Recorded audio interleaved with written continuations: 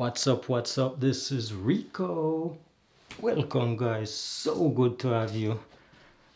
Do you know the difference between a FX and a DX camera? Do you know the difference between a crop body sensor camera and a full frame sensor camera?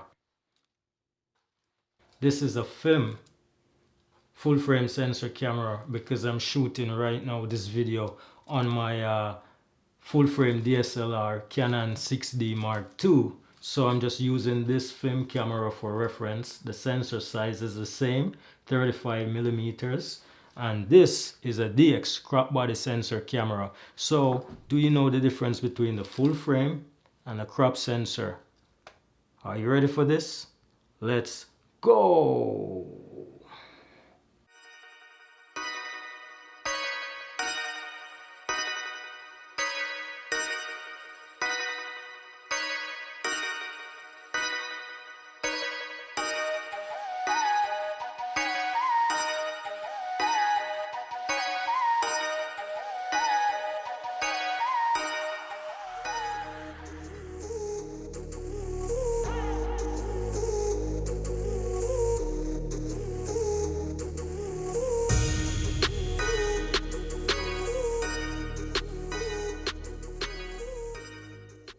Full frame and crop frame are essentially referring to the sensor size inside of your camera. A full frame camera, aka FX or 35 millimeters camera, is a DSLR which has a sensor size that is equal to the 35 millimeters film format camera, this right here. An APS-C, aka DX or crop body sensor camera, usually refers to a DSLR which has a sensor size that is smaller than the 35 millimeters camera, and this is usually equals to a 24 millimeter film format camera.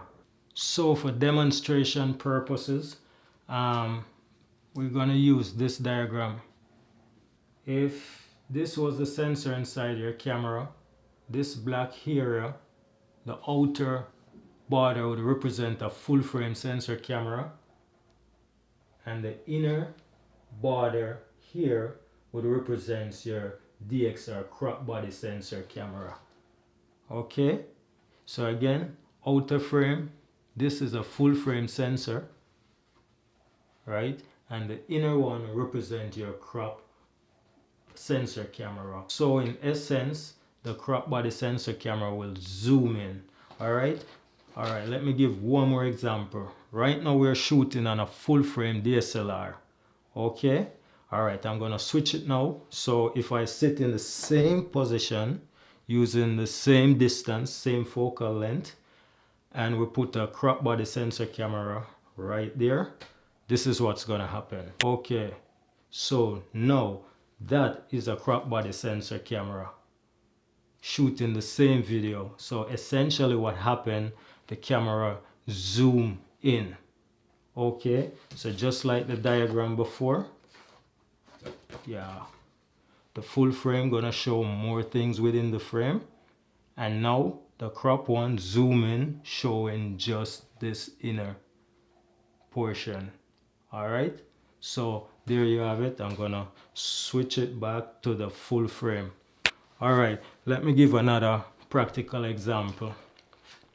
If you're using a 20 millimeters lens, on a full frame lens, and you put this on a crop body sensor, for Canon, the crop factor is 1.6, so the 20 mm now gonna becomes 20 times 1.6, which gives a new focal length of 32 millimeters because now it zooms in.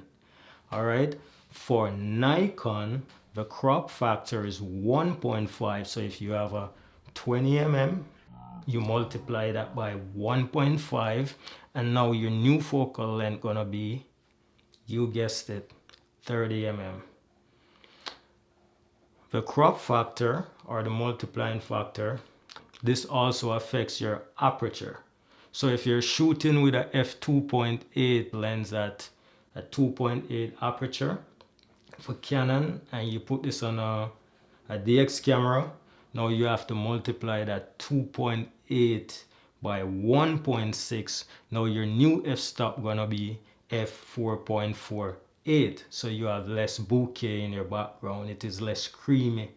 All right, and if it's a Nikon f2.8 times 1.5, your new f-stop or your new aperture gonna be f4.2, so it's the same effect. You're gonna have more details in the background and less bokeh, less creaminess. Let's look on the pros and cons of FX versus DX. The first one gonna be the FX camera will give you a more shallow depth of field, just like the calculation I did before with the f-stop. So essentially that FX gonna give you a more shallow depth of field, and that's a good thing. So FX1 right there.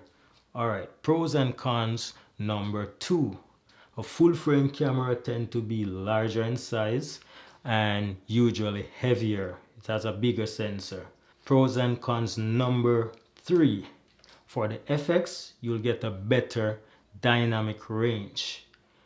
All right, that means you can lift more shutters and pull back more highlights and still retain true colors. So the FX wins for dynamic range. Pros and cons number 4.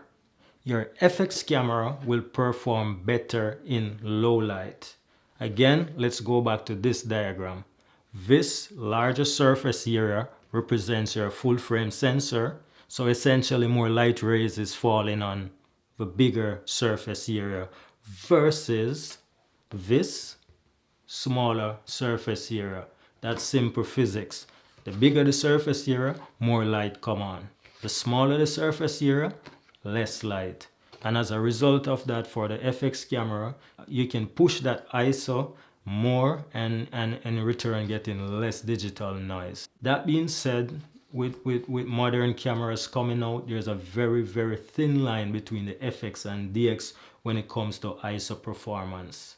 With new technology, you can push a DX also and you'll get pretty good results. But like I said, back to basic physics and first principle, if you have a larger surface area, obviously more light ray is gonna go on the bigger sensor. And last but not least, pros and cons number 5. Your FX camera will have a wider field of view. What that means is that it's better for landscape and architecture photography, while the DX has a tighter field of view, so it will give you more zoom, so it's better for sports photography and wildlife photography. Conclusion: gears won't make you a better photographer. It's all about knowledge, skills, and techniques, right? In the end, pick the best gear for the job. And if your budget can't allow it, then pick the gear that's best for your budget. Okay?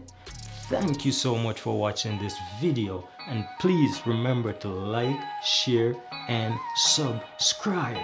All right? Thanks again. Peace out. See you.